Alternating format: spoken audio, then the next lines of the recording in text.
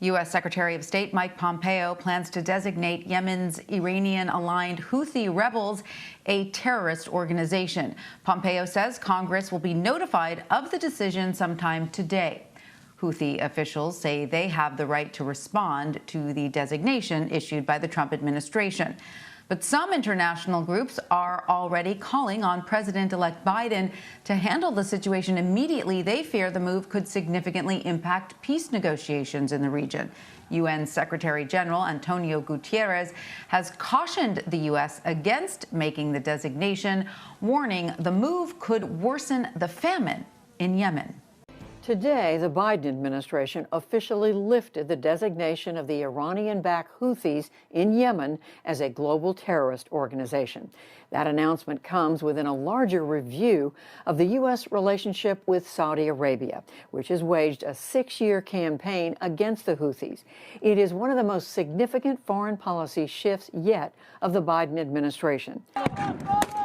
Last month, the Trump administration labeled the Houthis a global terrorist organization to try and cut off their funding and weapons, in part supplied by Iran, over the objection of humanitarians, including World Food Program Director David Beasley. It literally is going to be a death sentence to hundreds of thousands, if not millions. It needs to be reevaluated, and quite frankly, it needs to be reversed. Today, the Biden administration officially made that reversal. Tim Lenderking is the new envoy to Yemen. Ending this war through a lasting political solution is the only means to durably end the humanitarian crisis. Lenderking is leading a new push for diplomacy. This morning, rising tensions after a U.S. Navy destroyer shot down 3 cruise missiles and several drones launched by Iranian-backed Houthi rebels in Yemen. For the first time, the U.S. taking military action to defend Israel. The Pentagon saying the missiles were launched from Yemen northward, potentially towards Israel. The U.S. and the U.K. are using jets, they're using warships, as well as submarines to strike at least 60 targets at 16 different Houthi military sites in Yemen overnight, hitting air defense systems, weapons facilities, and launch sites. This military action comes in response to the Iranian-backed group, Houthis, repeated attacks on commercial ships in the Red Sea, making it very dangerous for them to travel and endangering international trade. Since November 19th, the Houthis have launched 27 attacks as they try to stage a blockade of Israel. So the Houthis not backing down. The group saying the U.S. and U.K., quote, committed foolishness with this treacherous aggression, and they were wrong if they thought that they would deter Yemen from supporting Palestine and Gaza.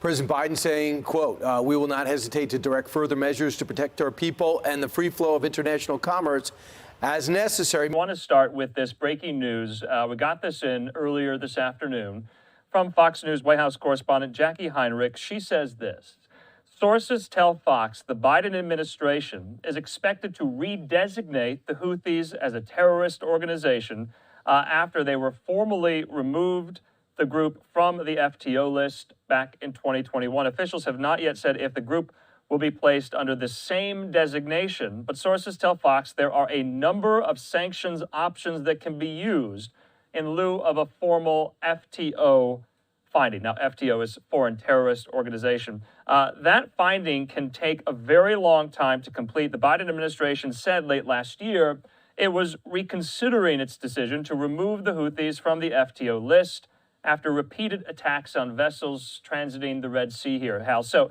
you and I have been discussing the possibility of this. It does look like finally some confirmation that the Biden administration does plan to redesignate the Houthis as a terrorist organization. But Hal, and maybe our viewers don't know this, I did not know that there's so many varying levels and designations of what a terrorist organization is. And so we'll see what the Houthis fall on. Well, Andrew, if they put them on the FTO list outright, what that allows is a variety of different things in terms of sanctions, in terms of going after their assets, in terms of going after their finances worldwide that currently we have a difficult time doing because they're not designated as a terrorist organization. They previously were, which gave us a lot of latitude. By the way, it also allows us to do things where we can go after in indirect ways the supporters, the financiers of terrorists as well. In this case, it might allow us some latitude in doing something about, say, Iranian support of the Houthis. U.S. Secretary of State Mike Pompeo plans to designate Yemen's Iranian-aligned Houthi rebels a terrorist organization. The Biden administration officially lifted the designation of the Iranian-backed Houthis in Yemen as a global terrorist organization. The Biden administration is expected to redesignate the Houthis as a terrorist organization. That's about as Washington, D.C. as it gets.